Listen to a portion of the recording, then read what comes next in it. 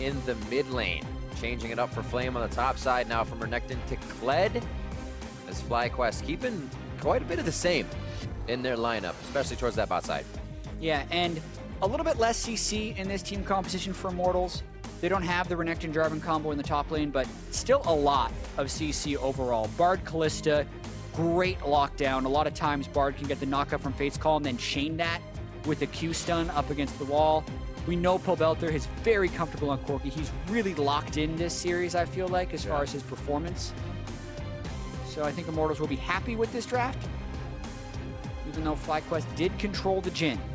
And Jhin has been victorious both games so far. We'll have to see what happens heading into our final match. Hashtag FlyWin, hashtag IMT win. And remember, Immortals looking to face Counter Logic Gaming in their next matchup, as well as Dignitas before the end of the split. They have quite a few games to... As we said, they're looking to get past FlyQuest here, who's already given them quite a bit of trouble. FlyQuest looking to lock down Game 3 and also catapult themselves from the middle of the standings up.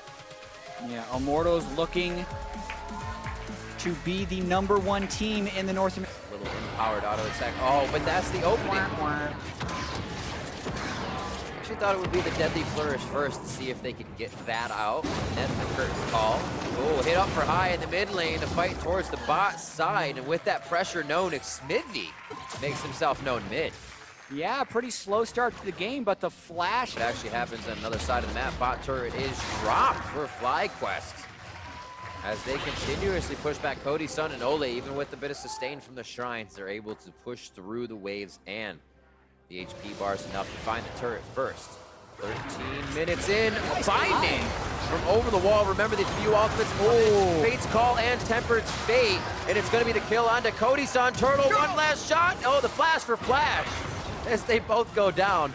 And now Lemonation working the auto attacks. Has the minion help? Is he going to follow? No, he is not. The black shield onto Turtle to avoid him from getting turned to stasis from Tempered Fate was nice. Smithy, though, up top lane. They finally bring that 2v1 situation back when Moon isn't here, and the lane is equaled out. Smithy had his flash, and he's 2 for 2 on kill conversions with flash body slam. That's what you like to see out of Gragas. Let's watch this 2v2 one more time. Beautiful binding from Fog. Nice black shield, but a lot of damage turned back around on a Turtle as he flashes for the kill. It makes it not as advantaged as you'd like. For even more crisp in the mid game to outplay. Here comes Immortals, though. Could have that TP right in the middle of the lane. Ball says, I am coming to party. And it's going to be Lemonation knocked back the first one. Balls is actually trying to just leave the fight here for a moment while the team is fighting above him. Moon goes in. Wild Turtle with the shots onto Smithy. He gets stopped up. Flame gets just that. Burned down by Balls. Olleh whacked around by Moon in the standard. And now they're after Pobelter as he tries to inch his way in and out of the fight, but can't find the damage. What a clutch fight by FlyQuest in the mid game to take the second turret of the game and parlay it into the Rift Herald. High makes it up before Pobelter.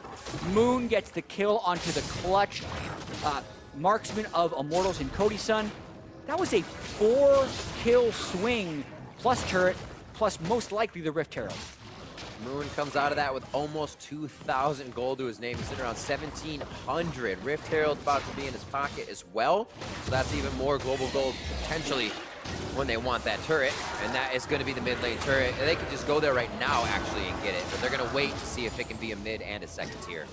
Yeah, they're still going to have to go back and buy items on high as well, because he hasn't recalled since that victorious fight. But they're doing their best to keep the pressure up as long as possible. Even Ocean Drake is up in 10 seconds. We're going to see this fight one more time. Immortals trying to make that play. We talked about the Kled ultimate, but Flame finds nothing because Lemonation kites up, which buys so much time. Balls then teleports in as Cody Sun dies to Jarvan, and then waits a pretty long time to get a really good equalizer onto Olleh. It allows Moon to finish him off right afterwards. High arrived with the shield onto Balls as well. Just pretty much everyone communicating very well for FlyQuest right there, knowing who they can pick off in the back of the fight, knowing where they have to save their allies. It's kind of one of the things we used to always see from FlyQuest when they were really making waves in the spring split was they could micromanage a fight so quickly and kind of pick out the priority threats, take them down. Here, Flame wants to remount. Not too difficult. They're just gonna figure out how to get on him. And Flame can't get the pocket pistol remount in. That does mean Immortals grabs Dragon with the top lane pressure from FlyQuest. Second Ocean Drake of the game for them. Oh. But that's a Rift Herald on the top side. I like that Moon did not area effective. There was the week where really FlyQuest started turning around. He got 3 player of the games, but the dive's on to Rumble. Nice equalizer, flashes back around. Pobelter's taking quite a bit of damage, and now it's going to go on to Flame as they break that turret. He tries to get back in with the scrap shield and give Moon some time to fight under the turret, but it is the flashes coming in from FlyQuest. Immortals look to work bottom and stop everything from going too much in their favor. FlyQuest. FlyQuest did manage to take down both turrets, but it cost both of their solo laners' lives. Most likely not worth, as Immortals can slowly weave back into this game if they can get any turret pressure.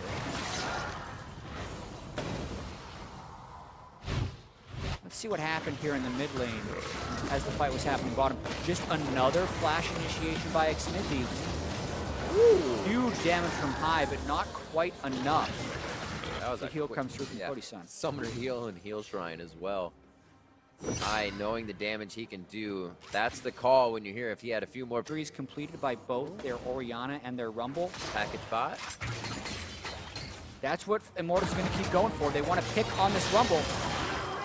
Really early zonies. You want to do that with your Flame Spitter. I said he was going to be unkillable, chat. Oh, he goes down. I did say 1v1 though, so retract my statement. Going onto the turret and as Balls is trying to actually guard that one down. Pobelter's damage though, he just cannot be able to take it. This is Immortals working that advantage. That mid-game, they try to completely light things up, and it's going to start off on elimination. Flashes forward, gets himself a 200 HP, burning down, tries to throw a last binding as he does fall to Olleh. Pobelter gets himself out of the Cataclysms for more shots on the outside, and they turn around to take down Balls. And now is High. Sliver of health, walking away, falls to the ground. Double kill for Olleh in this fight. And Wild Turtle's going to get the retribution kill onto that one, but they turn right onto him and crack the shell wide open. An ace for Immortals. The 5,000 gold comeback is complete for Immortals. They find that fight while FlyQuest still didn't have everyone recovered from the fight in the bottom lane. Olleh forces hard with Tempered Fate, everyone else piles in, and because they get the clean ace, they can turn for Baron. Pobelter as well, getting the turret. So many things can be worked here without any pressure. Moon, Lemon are up. It's still going to take some time for the rest of the members, so Immortals have time to go ahead and back, and even get back onto the map to figure out where they want to go. Let's see this again. Yeah, you see Wild Turtle still dead, Rumble on the way, so Immortals say, yes, please, we will take this fight. They get Lemon Nation, flashes after the body slam, the shockwave only hits Cody-san, and then Moon goes in because he wants to burst out Pobelter, but he's a Hex-drinkered Porky. Don't quite burst him out, and because FlyQuest committed so hard without a numbers advantage, Immortals then just kind of clean up. That's the situation where FlyQuest needs to go into a full retreat knowing they don't have Rumble or Jhin. As it falls into their pocket.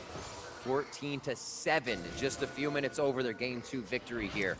They start to pressure the front door of FlyQuest base, and initiation onto Turtle. Remember, Lemon just came back up, so they're making sure they can get him to help Turtle, but he can't even find him in time. Flames on the backside. Here comes Xmithy with the bop coming through. Explosive cast to still be used if they need to keep the kills in range. Lemon gets drunk under the table. Olleh actually coming up with another double kill on this 6-2 and 4 Bard.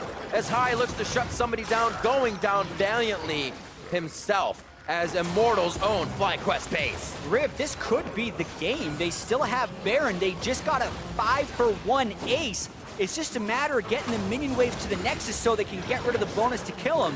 Immortals might go for it. Talked about the strength of that mid-game Jack. Minion. You got one cast of minion. If he's not focused, he was gonna say you have all the armor gone on the turret. That's gonna be the Nexus turrets going down. Immortals turn this one back around for themselves. It went 3 games, but they take it 2-1 over FlyQuest. And it looked grim for a moment in Game 3 for Immortals, but it was just that moment. That moment, yeah. Pobelter and Flame took over this game from the side lanes, killing Rumble, time and time again, setting up the fights in the mid lane. And then Olleh came in the clutch with